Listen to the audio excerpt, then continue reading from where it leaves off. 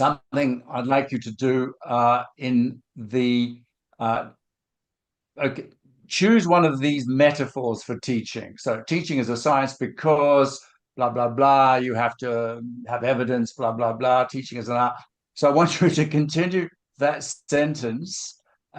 If you could click, Mo. Right. No. Oops. Go back. Oh dear. It's not. Okay. Yeah. The animations are not showing.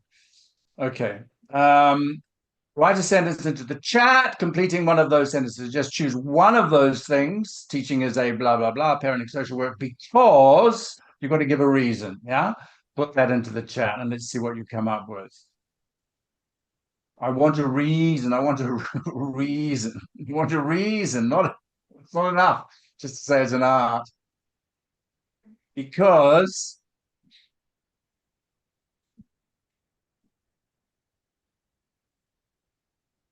okay, here we go. Okay, here we go. Yes. Teaching is a skill because teaching is a science because it relies on research. Yes, okay. Teaching is a science because teaching is a skill because it requires training and knowledge. Yes. Teaching is a science because teachers a science because teachers experimental fun. That's nice. Teaching is a science. Teaching is a science. Teaching involves cognition. Teaching is parenting because it needs love and nurturing. Thank you very much for that. I'm glad that some of you see it as involving love and nurturing. Okay, art because you innovate ways. Okay, brilliant, brilliant. Okay, yes, right. It could be any of those things. But what I want to look at today, because the title is lesson design, I want to look at it from the point of view of being an art. And if you could go to the next slide, Mo.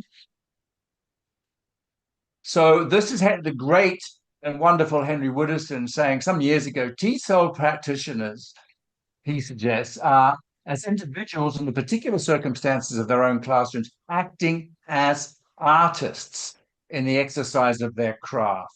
Next slide. As artists, they react to variety and give shape and meaning to it. Yeah? So they're dealing with whatever comes up, and it's varied, and that's the nature of teaching.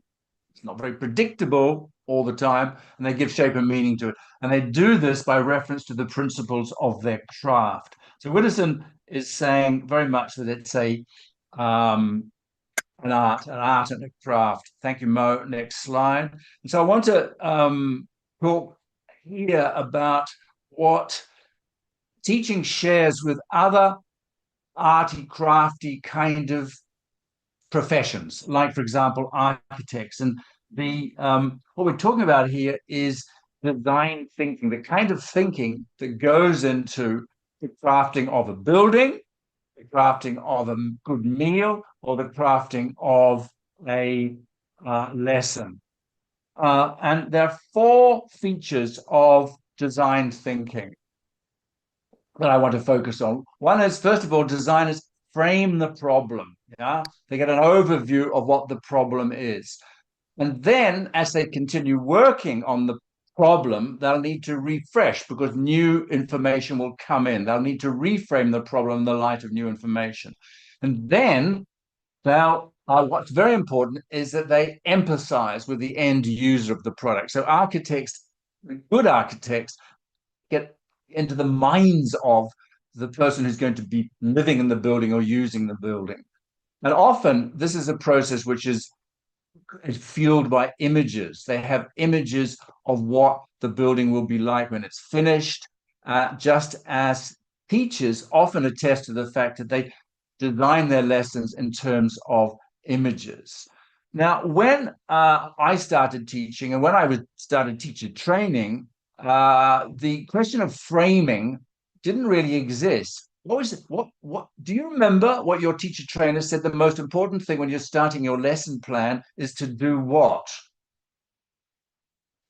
You can put it into the chat.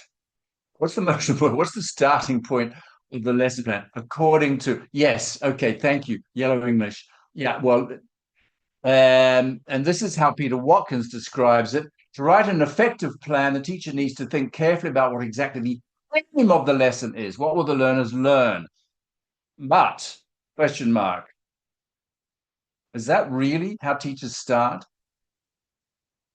With the objectives, with the end result? It's not how architects start.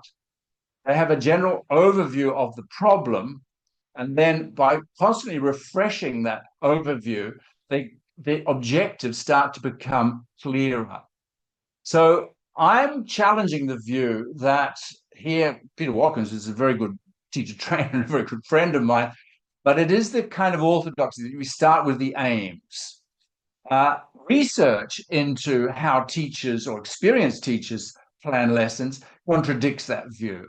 So if we can go on, that's the question. Studies of teachers' planning processes, says Amy Tsui, observe that experienced teachers seldom start with aims and objectives when they plan a lesson. Get it? They seldom start with aims and objectives. Rather, they will start with materials or content and think about the students' interests and activities that may be required. In other words, they're framing the problem like an architect does. They're thinking about the end user. They're thinking about the students, not about the aims of the lesson.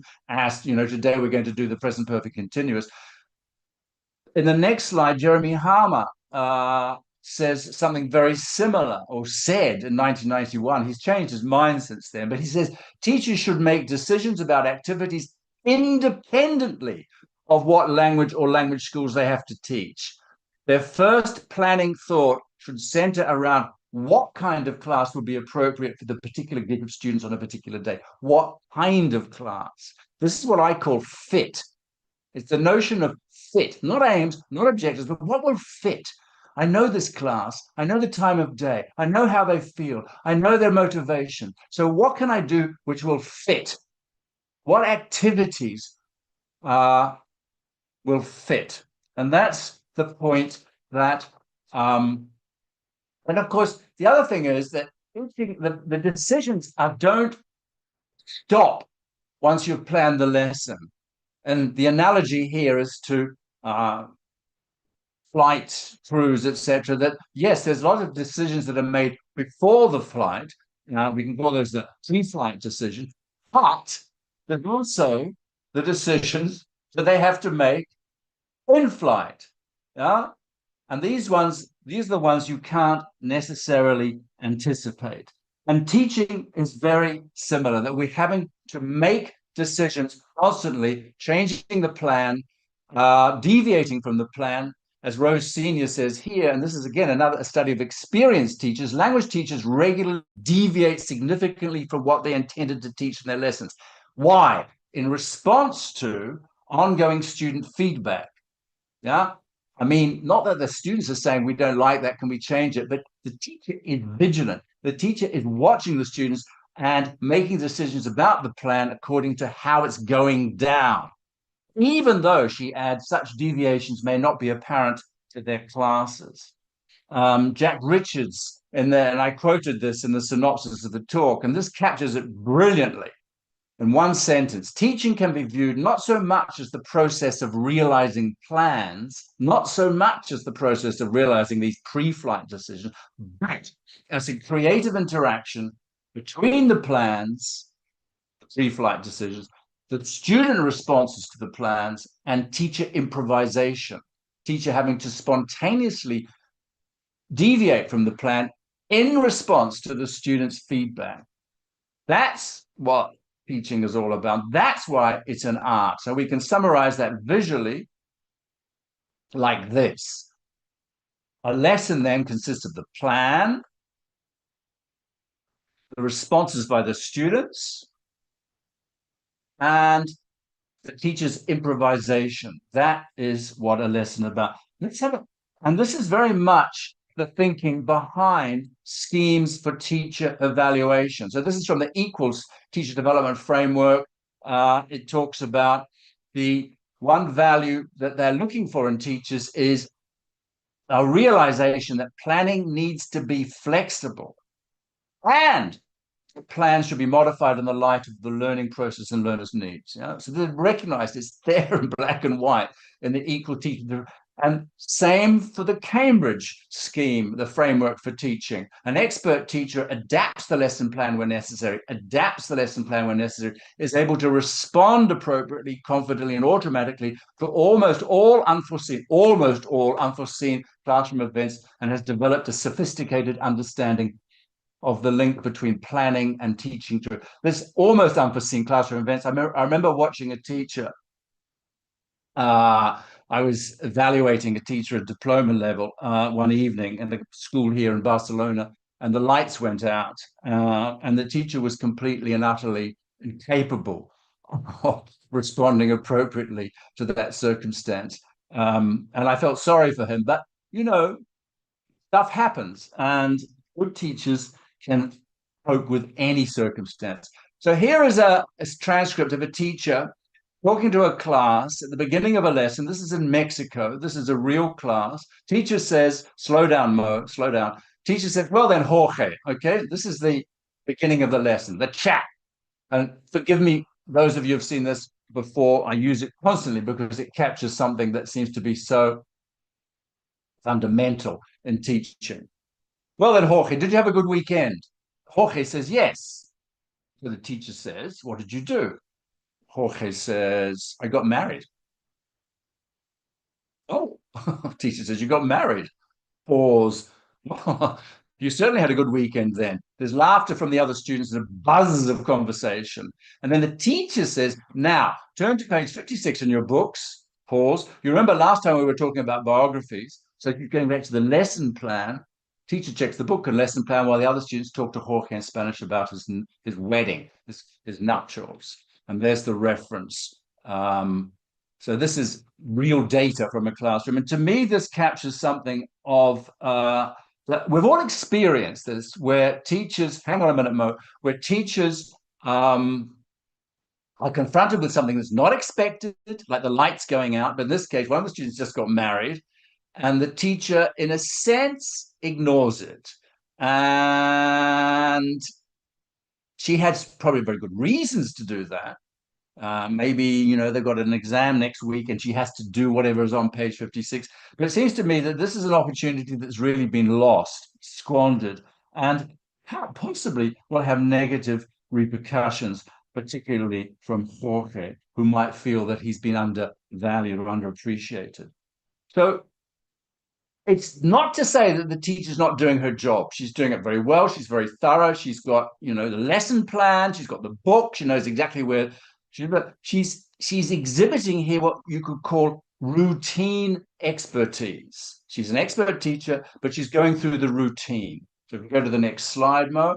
The routine expertise is, for example, what other professionals have, like, for example, nurses in hospitals. There's lots of things that they do in a very routine way. If we can go to the next slide, Mo.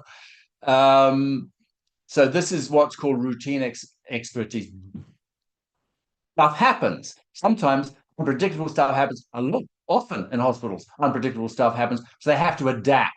So this is what's called adaptive expertise, the ability to adapt, change the plan, change the routine, throw the routine out the window even. And this is what the teacher, Jorge's teacher, doesn't seem to have been able to do. She didn't adapt to the fact that Jorge had just got married.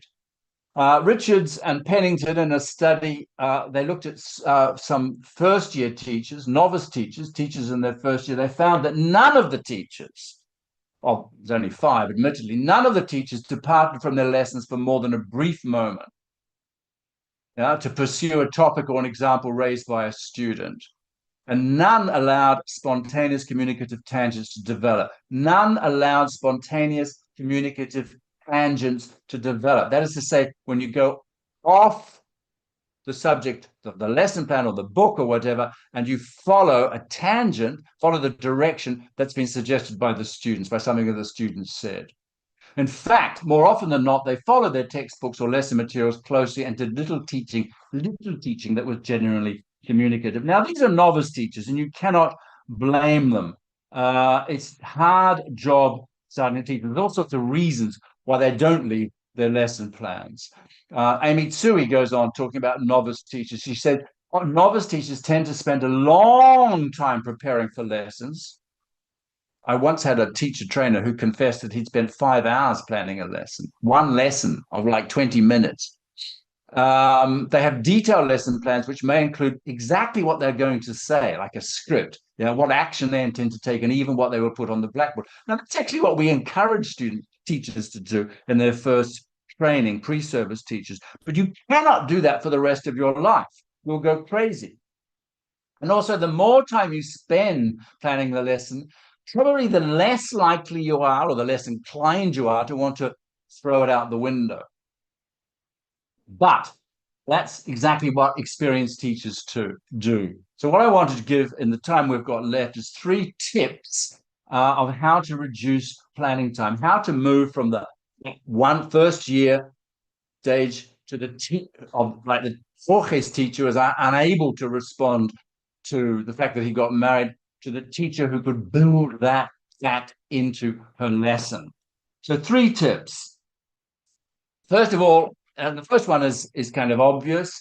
Experienced teachers, and sometimes if they're lucky, they're taught these routines on their teacher training course, but they develop routines. Can we move on, Mo? Thank you. They develop routines, or they adapt the ones that they have. Now, routine is something that you do regularly, and often to fill a kind of space in the lesson, or you can rely on it because you've done it before and it's worked.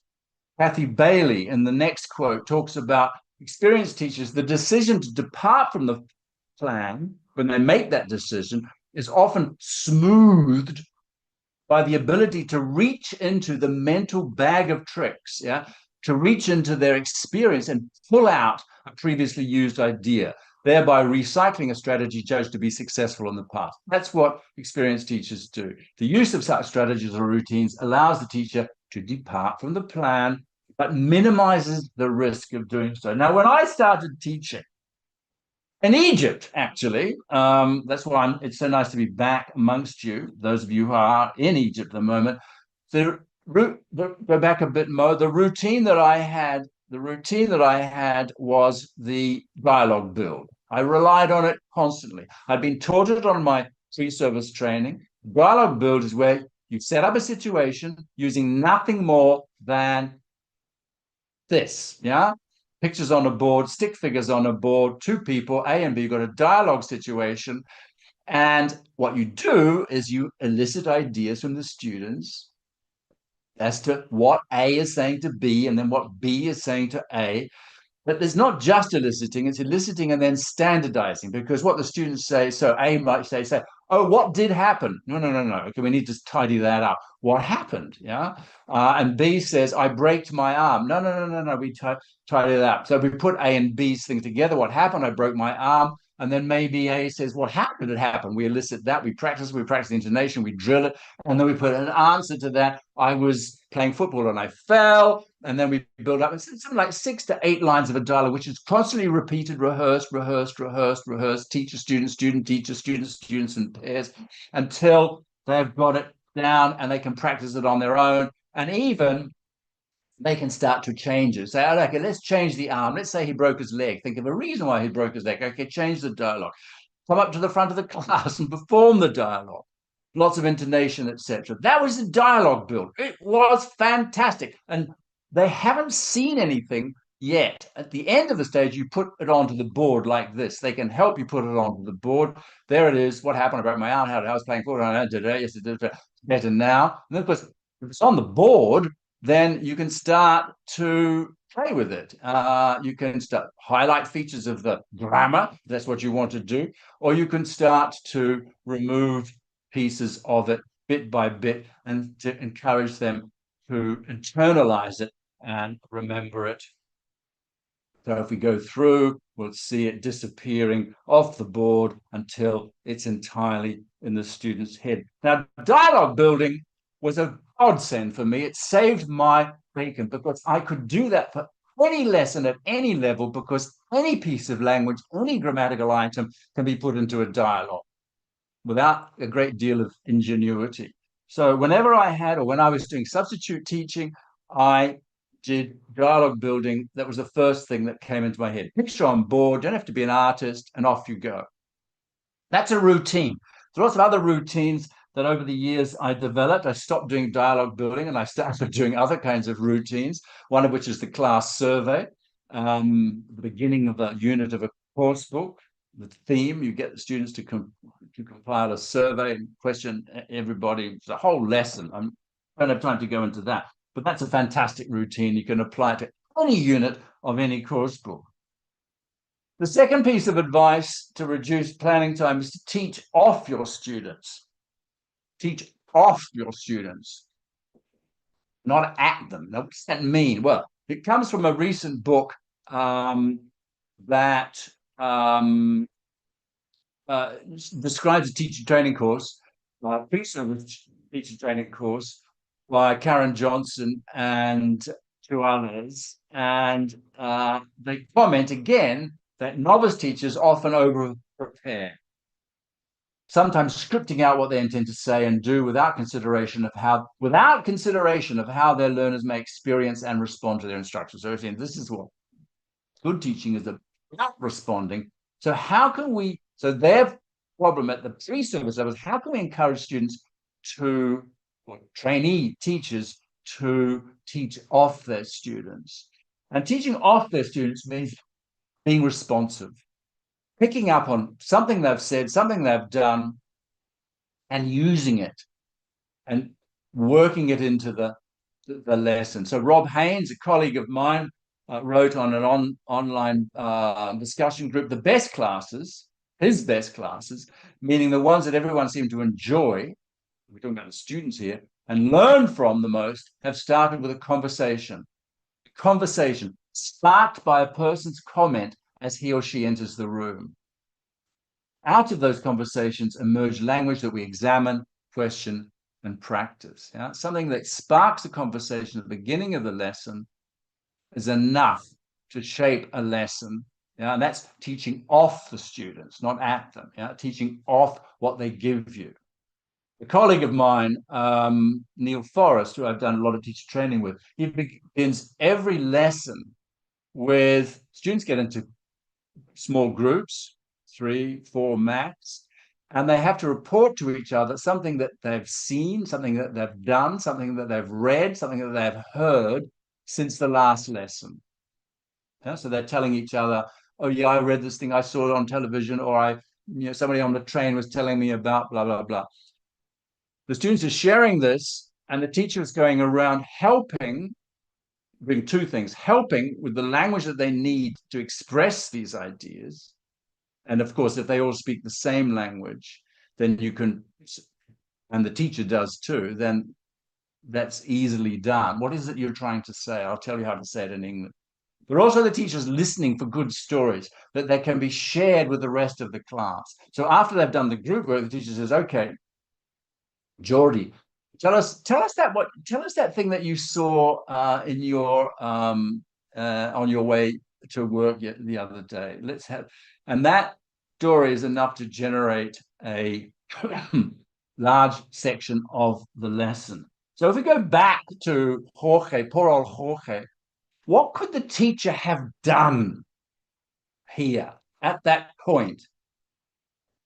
Yeah, if just leave it there. Thanks, Mo. Yeah, just back to Jorge. What could the teacher have done?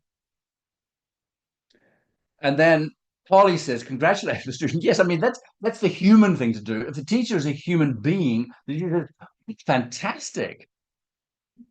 Yeah, I mean, that's the least the teacher could do, is congratulate the student. And then maybe teach the other students how to say congratulations in English, or I hope you have a wonderful married life, or how long have you known each other? I mean, so, and this is where the routines come in. Yeah, the routines. Remember the routines like dialogue building. So what's a routine? What's the routine that I would use in this situation? Well, one routine is to say, oh, Jorge. Wow. Okay, everybody, stop. Into group pairs, brainstorm questions that you want to ask Jorge about his wedding and write them down. Yeah, so the students are all mad. What's Jorge doing? Well, Jorge is anticipating the answers to the questions he's going to be asked. So he's got something to do. So he knows the questions are going to be like, how long were you engaged? How long have you known each other? Have you had your honeymoon? Blah, blah, blah. Is she beautiful? um, so they do their brainstorming of the questions, and then Jorge comes up to the front and they ask Jorge the questions and they take a note of the answers. Why? Because they're going to write a report of Jorge's wedding. Yeah. So they need this information and they need to then take it back to their group and organize it and write the report. Yeah. Last weekend, our classmate Jorge got married. All the circumstances. What's Jorge doing? Well, Jorge's going around from group to group, checking that they've got the right information and answering any more questions that they need. Yeah. So there will be a route. It's a whole lesson. It's a whole lesson, and it involves reading, speak. Because when they've written the report, you put the reports around the wall of each group, and then you have a gallery walk with the students going around reading the different reports, seeing, comparing them, what information they had, blah, blah, blah. Massively useful lesson. It doesn't have an aim. It doesn't have an aim, today we're going to do the past simple. No, it has an aim which is bigger than that, which is today we're going to use English for the purpose for which it is designed. That is to communicate real things to real people in real time. That's the aim, yeah? And that's the aim that everybody can identify with, everybody can get involved with. So that would be one way of dealing with Jorge. It's not rocket science. It's not rocket science. The teacher, okay, fine, stop. Jorge got married. How are we going to deal with this? She's thinking, okay, we'll turn it into a speaking activity, a listening activity, a writing activity, and a reading activity, all in one lesson. Fantastic. 1 hour teaching. The teacher doesn't have to plan anything, thanks to Jorge. You don't have to have students who get married. Actually, sometimes quite mundane things that students do or say can be enough to trigger a sequence like that.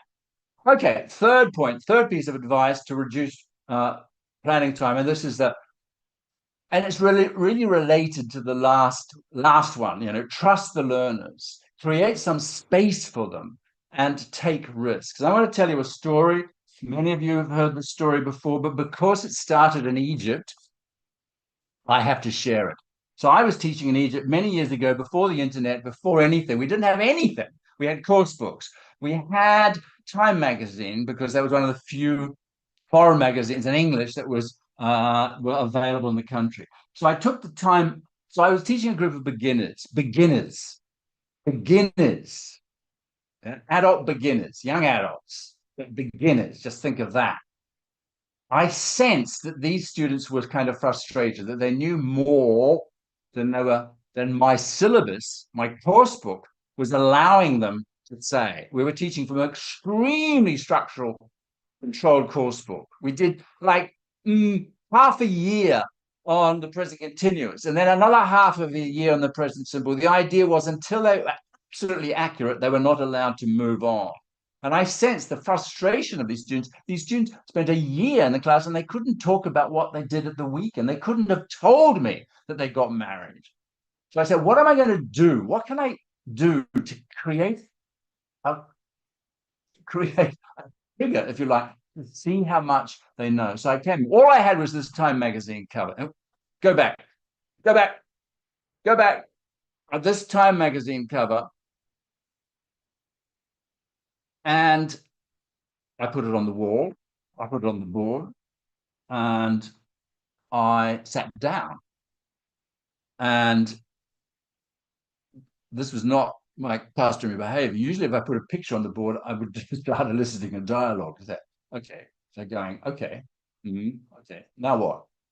Nothing. I wanted to see what would happen. Nature abhors a vacuum. I was experimenting, but you can do that as a teacher because you just close the door. Nobody knows that you're experimenting. And one by one, students started to say words: Saudi Arabia, oil, jets, Riyadh, their experience. Some of them had been there. Things started to bubble up. And each time they looked at me, and I'm not going to say a thing. I just want to see what comes up. And some of them, this was a current news story of the time. It was all about jets and whatever. We're talking a very long time before any of you were born. But they knew a little bit about the story, so they started to piece it. Remember, they're beginners. They're beginners. They don't have a lot of grammar. They've quite a lot of vocabulary, though. Between them, 16 students, a lot of vocabulary, enough anyway to start put together something related to this Time magazine cover. So what am I going to do? So I said to myself, okay, fine. I'm going to go out. I'm going to go out for a bit. And those of you who, and one of you takes the pen and write on the board a summary of what the class has said. So the class are going to contribute, got a secretary at the board, and and that was the task. And I went out, I spent 5 minutes, came back, and they said, no, we're not finished. Went out again. And after about 10 minutes, they'd filled the board with text prompted by this picture. Now, it wasn't very sophisticated text. In fact, it was only barely in English, but that didn't matter. It was text, it was their text. It was the sum total of everything that they could contribute. So what did I do? I said, okay, I know what, I'll simply reformulate it. I'll take what they've written and say, I think this is what you're trying to say. There's no correction. There's no point in correcting them. They're beginners. I said, this is what you're trying to say.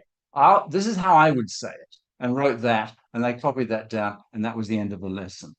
45, 60 minutes based on this. Now, it taught me. First of all, one thing, trust the students. Trust the students.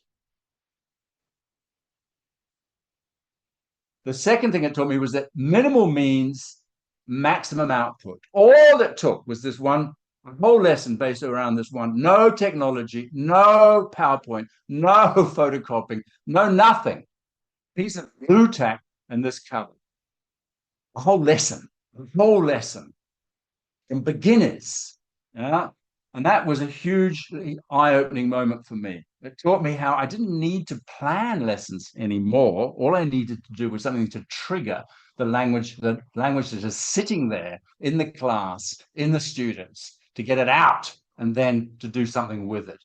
And what I did with it was simply reformulate it. I mean, I could have done more with it. I could say, okay, this is the past tense, and this is going to, and this is blah, blah, blah. But these were beginners. Okay, so final slide then. If teachers are trained to believe that their survival depends on their being in total control of everything, if that's how they're trained, to be in total control, how will they ever dare to risk sharing that control? How will they ever find out just how much learners can contribute to lessons? So trust the students, back off, stop controlling, give them a chance, and you'll never need to plan a lesson again. On that subject, very appropriate that this week, this book appeared, my new book, fabulous book, with all these ideas in it, including Jorge's wedding and what to do with it, published by Cambridge, the series that I, in fact, edit. And it just happened to arrive this week. So I offer that shamelessly as self-promotion. And that, my friends, thank you, Mo, for handling the PowerPoint, is it. So we have a time for a few questions. Who's going to fire those at me? Well, thank you, Scott, for that. And, it was a little bit tough because of the technical issue that we faced before the presentation. But anyway, it went really well. We did it. And it was a wonderful talk on you. lesson design with lots of practical, examples from your own classes and your own experience. And moving to the questions, we will have Dr. Ron Rain, right? No, Yeah, we will have it's working here, Blanca, but we It's can share that. working Okay, here.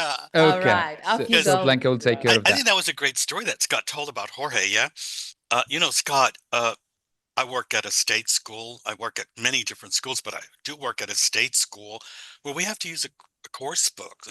It's a state school, and the book is we have to use it. But there's just times when the students just don't want to do the course book and they want to do something else. I listened to a conversation some students were having about how they felt. It's a vocational school, how they felt sort of not challenged during their apprenticeship. And it was two guys and a girl talking. They're like 20 years old. And I was just listening because they were filing into the room. And I realized, that's a better topic than what we have to deal with today. And so I started just listening to them, eavesdropping, and noticed, wow, that could be a great class. Is that what you call teaching off of students instead of doing the course book?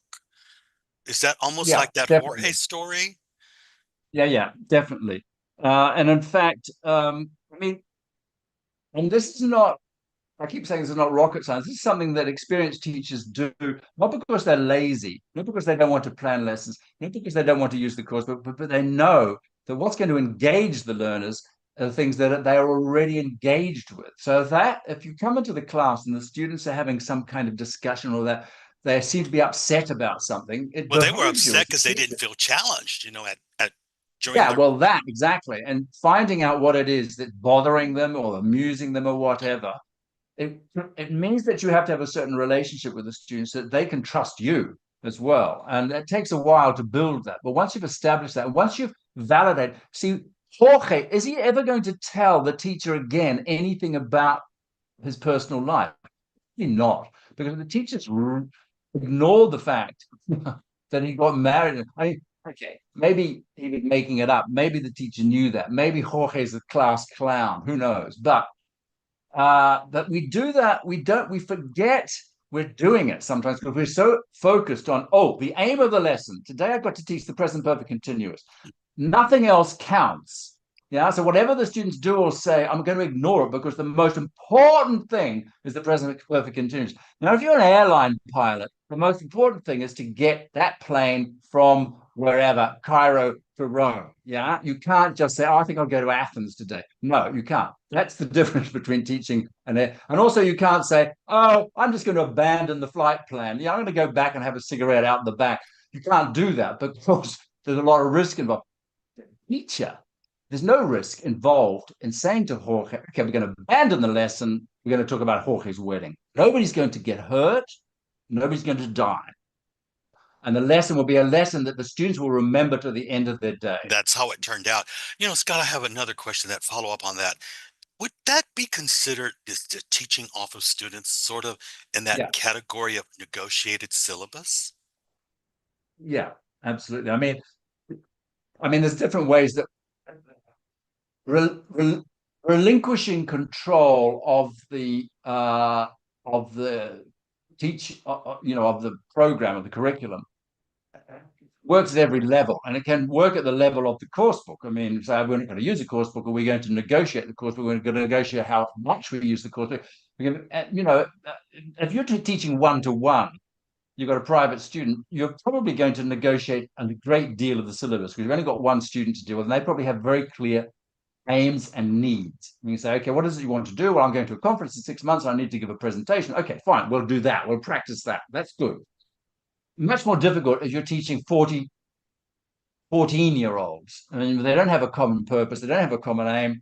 And they probably don't even have a common interest because all the boys, I'm sorry to say, but will be interested in one thing and all the girls will be interested in another. I'm sorry to say. I mean, that's fact of life. Well, that leads us to that other question about because you talked about aims of a lesson, and I'm sort of understanding that as learning outcomes or maybe learning objectives. But is it okay if we're learning off the students or teaching off the students that we can that the lesson doesn't have to have an aim, and if it doesn't, is it an aimless lesson? Yeah, well, I mean, I think that lesson, going back to Jorge's lesson, the way I reconfigured it would not have felt aimless to the learners, even though it emerged naturally out of something that one of the learners said, because it has a bigger aim. So you've got different kinds of aims. You've got the little aims that the course book aims. It's Tuesday, we're going to do the second conditional. That would be a kind of mini aim. And we know that some students have done it already and some students are not ready for it. And it's probably that little aim is only going to reach about 10 max of the 40 students in the class, probably fewer. A bigger aim might be simply we're going to use, as I said before, we're going to talk, we're going to use language for the purposes for which it was designed. Yeah, we may use the second conditional or we may not. It's not a big deal. We can always go back to it, or they can do it for homework. But if the aim of the lesson is to A, engage all the learners, B, to use English as much as possible, to create meaning and to interpret meaning, then it won't feel aimless. So I think that's the difference between, if you like, a narrow aim and a kind of broader aim, which is communication, which is, after all, when you think about it, what the communicative approach was meant to be about. That lesson where the students were not feeling good about themselves, they actually created a written dialogue that they could use, in German, because they had to translate it back to German, but something that made them feel confident to go back to their employer and tell them how they felt about, so a lot came out of that lesson from just listening to the students in that way. There's one more question. There's different methodologies that people use in the classroom, different methodologies when they're putting a lesson together, and one of those is PPP. Is that still a good methodology to follow? Well, yeah, I mean, PPP, those of you, I'm sure you all know, you present some language, like the second conditional, you practice it in a controlled way, and then you have a production activity like, role play or whatever, where it's meant to kind of magically materialize. And I write about that. PPP is a plausible way of designing lessons, in the sense that a lot of other things that are taught, not just language, but across the curriculum, are taught through presentation or explanation, and then some kind of practice, whether it's math or whether it's science or whatever. I mean, it's a sort of plausible way of teaching. I'm going to explain something to you, and then we're going to practice it, and then you'll know it. Because the problem with language is that it doesn't kind of move through in a linear way through the mind. And we know that as teachers. What we taught brilliantly on Tuesday, the students don't remember on Thursday. I asked you about PPP, but Scott, and I don't think there's anything wrong with shamelessly promoting a book. I use your your teaching strategy book to teach that, and I suggest that to all teachers, and I just buy, like, I have 20 copies or 30 copies of it, and give it to the teachers. Of course, they paid for it. I didn't pay for it, yeah. But also another great book to get from Scott, teaching strategies that you can use in the classroom. And I think PPP is in there too, isn't it? Yeah, I'm not quite sure which book you mean there, Ron, but going back to PPP, it's based on an assumption which might apply, as I said, to some disciplines, but not necessarily to English. But it's a good model, I have to say, for new teachers to build a lesson on. So I'm not dismissing it, but you need to know what its weaknesses are. One weakness is that 45 minutes or an hour is not enough to go from presentation to free practice. I mean, it's just, you're never going to be able to internalize language unless it's a few words in that short space of time. And it also assumes that teaching equals learning. If I explain something to the students, they will learn it. And we know that in a lot of cases, at least, that's not how languages are learned. Languages are learned through exposure to lots of input and practice through meaningful output and getting feedback on that. So going back to my lesson, Jorge's lesson, the reconstructed version of that, students getting masses of practice. They're writing all these questions to Jorge and they're writing it up and they're reading each other's texts and that. There's no specific language point there that's been presented. I mean, there could be something you could pull out of it, and that's perfectly legitimate. And I know that is it later today or tomorrow that Richard Chin is going to be here to talk about this wonderful book, Working with Emergent Language. Yeah, that always happens. Which is all about doing that. How do we work with this language when it comes up? And that's a skill that's not, I would say it's not intuitive, but it can be trained and developed, as long as we know that it's an important skill to have. And that's the substitute to PPP. It's like setting a task, see what comes up, and then dealing with the language after the event, kind of reactive approach to teaching. That's what teaching off the learners means. It means reacting to them, not trying to put words into their mouth. Are you saying, I think maybe this is a two-part question really quick. It's about grammar. Does grammar always have to be part of the aim of the lesson? No, absolutely not. I mean,